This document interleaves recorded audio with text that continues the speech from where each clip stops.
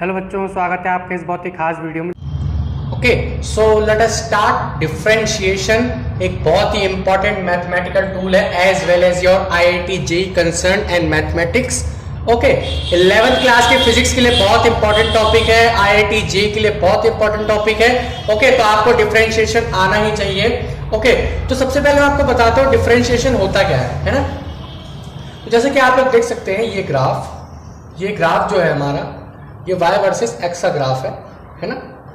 ये ग्राफ जो है हमारा, ये y वर्सेस x का ग्राफ है। Okay, as you can see this is y versus x graph. Okay, so अगर मैं इस पे एक स्ट्रेट लाइन खींचता हूं, है ना, स्ट्रेट लाइन, तो इस लाइन की कोई ना कोई स्लोप जरूर होगी, है ना, स्लोप जरूर होगी।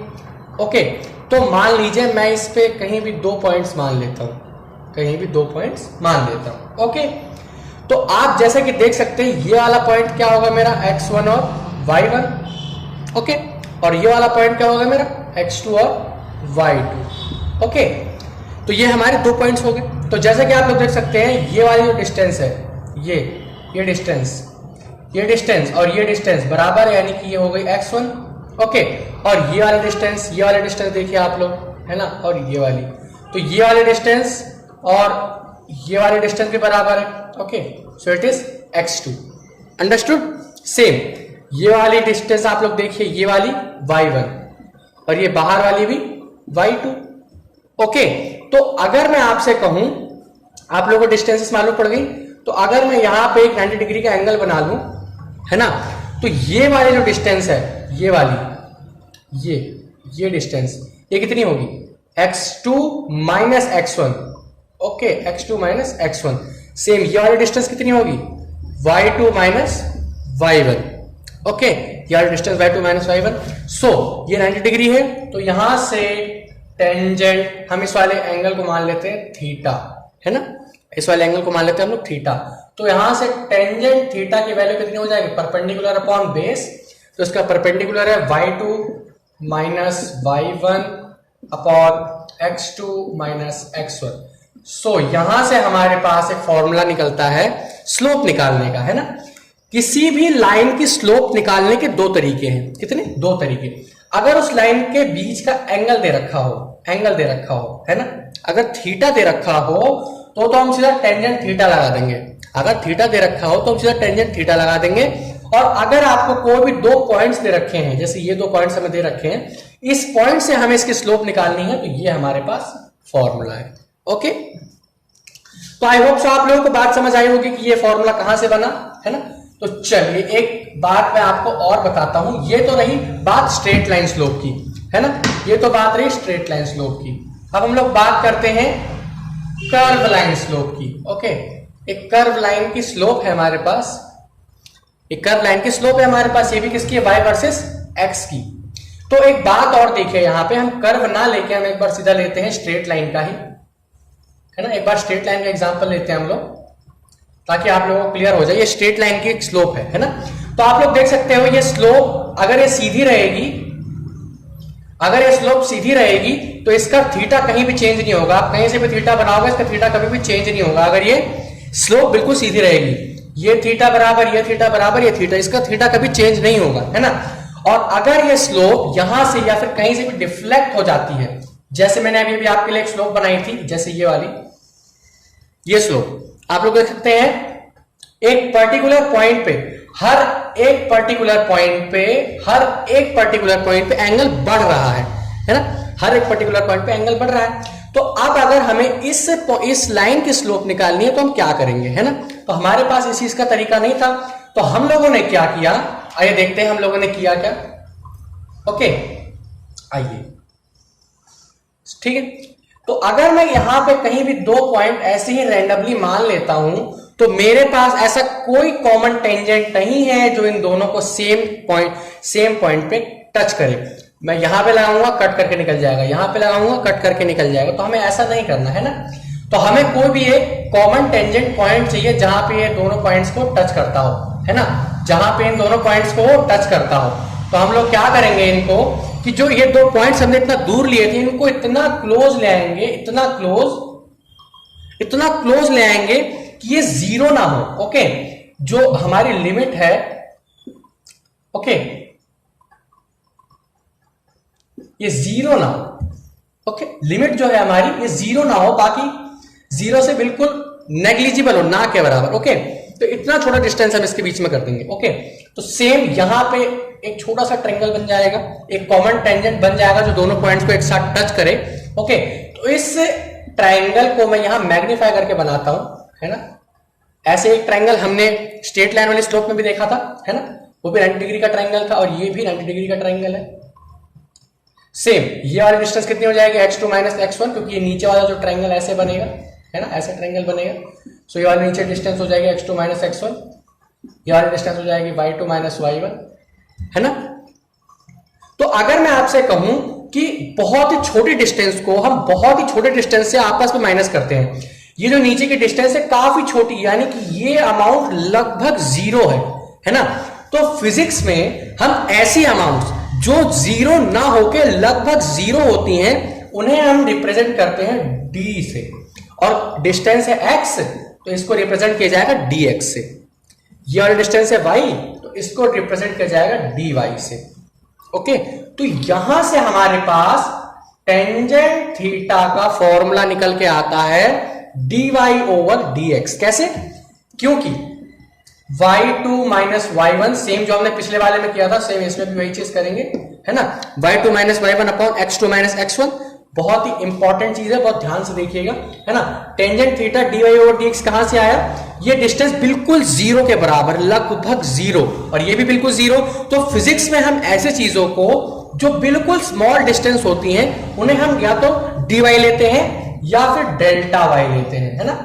डेल्टा हमेशा हीट के लिए यूज नहीं होता, ओके, डेल्टा हमें चेंज के लिए भी यूज होता है। ओके, क्योंकि छोटा सा चेंज हुआ हमारी वेलोसिटी में, ये जो हम, क्योंकि हम ऐसे ग्राफ्स या तो वेलोसिटी में देखेंगे, एक्सेलरेशन में देखेंगे, है ना, ऐसे ग्राफ्स उन्हीं में मिलते हैं हमें अक्सर। ओके, तो एक्सेलरेशन और या वेलोसिटी बहुत छोटी सी होगी तो हम यहां पे ये फॉर्मूला लगाते हैं। ओके, तो अब हम लोग बात करते हैं कि ये आखिरकार स्लोप है क्या। आप लोग मैथमेटिक्स में पढ़ोगे 10 चैप्टर, वैसे मुझे मैथमेटिक्स के लिए नहीं बताना, मेरे को आपको फिजिक्स के लिए बताना है। ओके, लेकिन यही फॉर्मूला आपका मैथमेटिक्स में भी लगता है, अगर आप डिफरेंशिएशन करोगे तो ऐसे ही करना है आपको differentiation.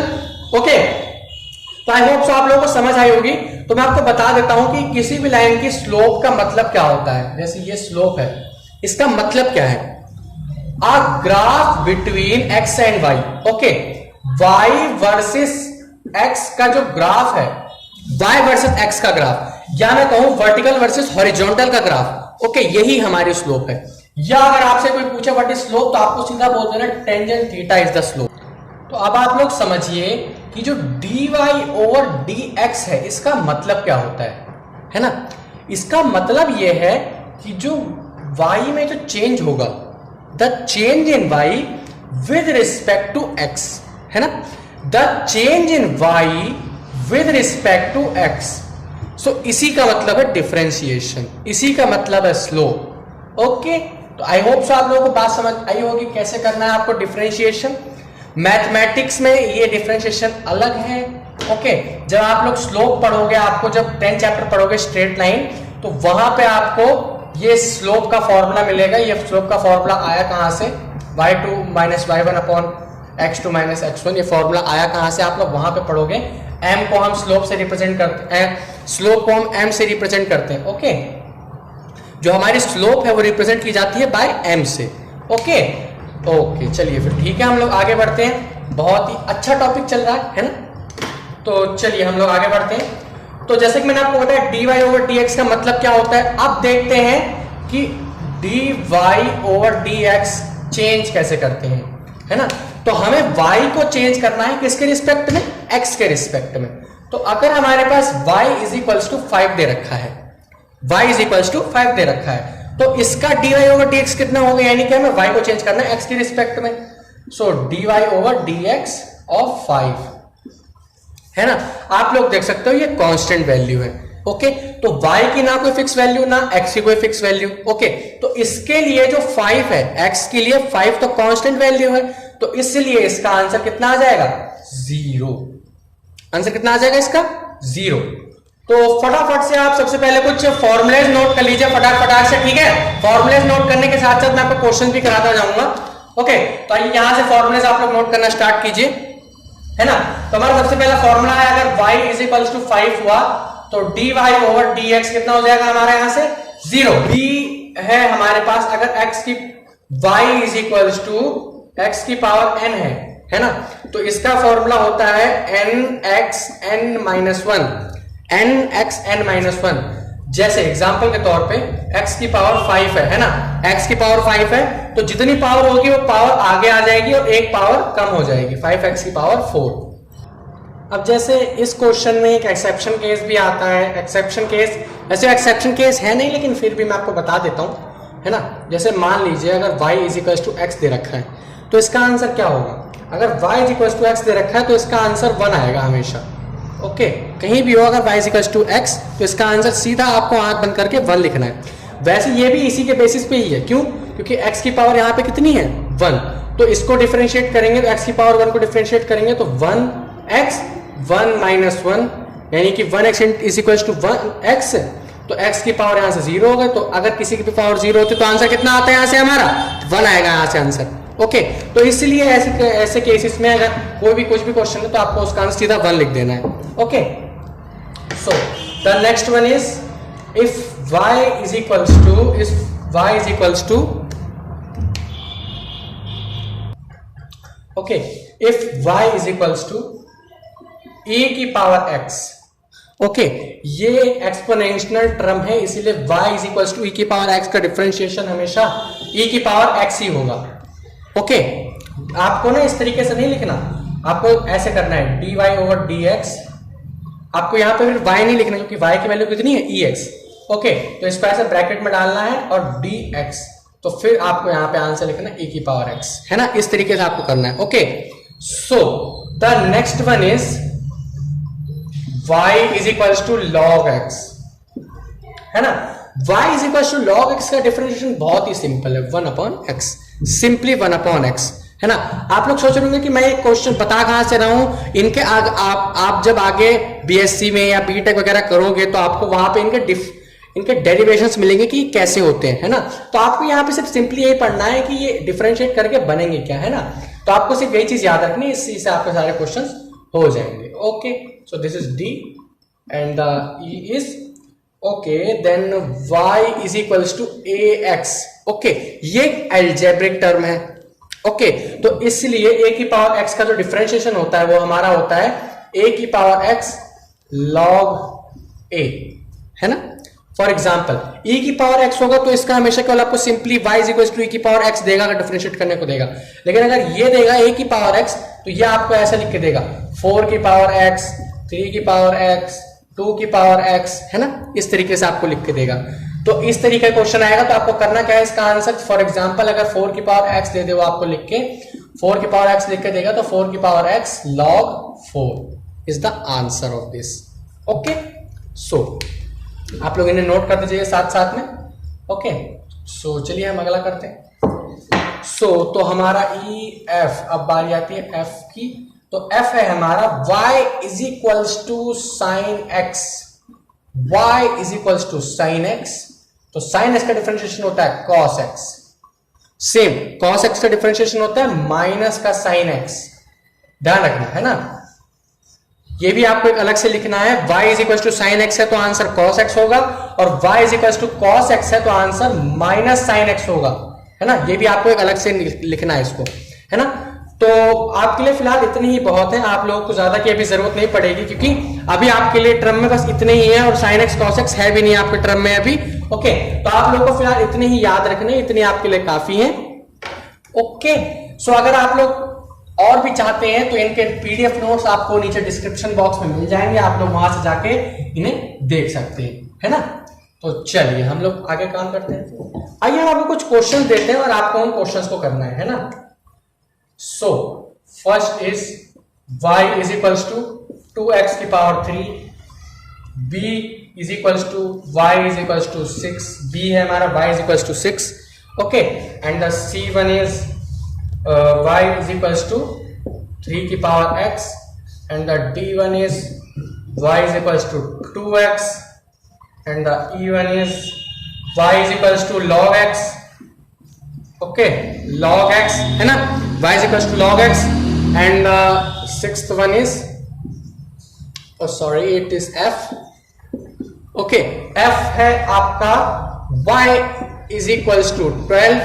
Okay, and F G y is equals to sine x. Okay, and h1 is y is equals to cos x. Okay, तो ये क्वेश्चंस है आपको करने हैं, है ना. तो ये फटाफट से हम ये सॉल्व करते चले जाते हैं लाइन वाइज. सो अगर ऐसा क्वेश्चन आपके पास दे रखा है तो इसका आंसर मेरे को दिख रहा है 6x², है ना. क्यों? क्योंकि आपको कांस्टेंट टर्म को बाहर ही लिखना है ना. अगर ऐसा कोई क्वेश्चन है तो आपके जैसे 2 है, 2 हमारी कांस्टेंट टर्म है ना. 2 हमारी क्या है? Constant term. तो इसको आपको बाहर लिख के सिर्फ और सिर्फ x³ को डिफरेंशिएट करना है. ओके, तो x³ का डिफरेंशिएशन कितना होगा? 3x².